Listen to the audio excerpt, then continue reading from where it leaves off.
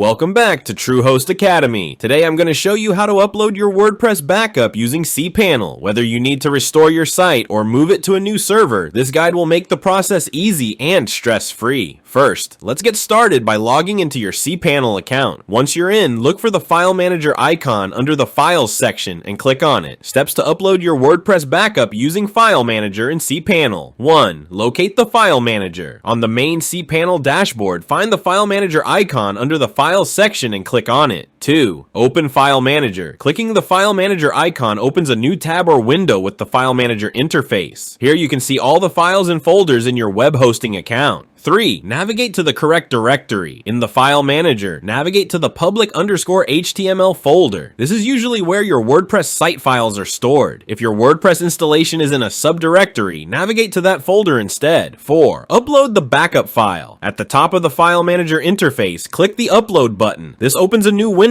where you can select the file to upload. Click Select File or drag and drop your backup file, zip or tar.gz, from your computer into this window. The upload process will start, and you can watch the progress bar to see when it's done. This might take a few minutes depending on the size of your backup file. 5. Verify the upload. Once the upload is complete, go back to the File Manager and check the public_HTML folder, or the folder where your WordPress is installed. Ensure your backup file is there. You should see the zip or tar.gz file in the list. Steps to upload your WordPress backup in cPanel using FTP SFTP. If you prefer using an FTP client like FileZilla, here's how to do it. 1. Download and install FileZilla. If you don't have it, download FileZilla from the official website and install it on your computer. 2. Open FileZilla. Launch the FileZilla application on your computer. Also, make sure you have created and have access to an FTP account on your cPanel. 3. Connect to your server. At the top of FileZilla, enter your FTP credentials, the host, usually your domain name or IP address, username, password, and port, 21 for FTP or 22 for SFTP. Click Quick Connect to establish the connection.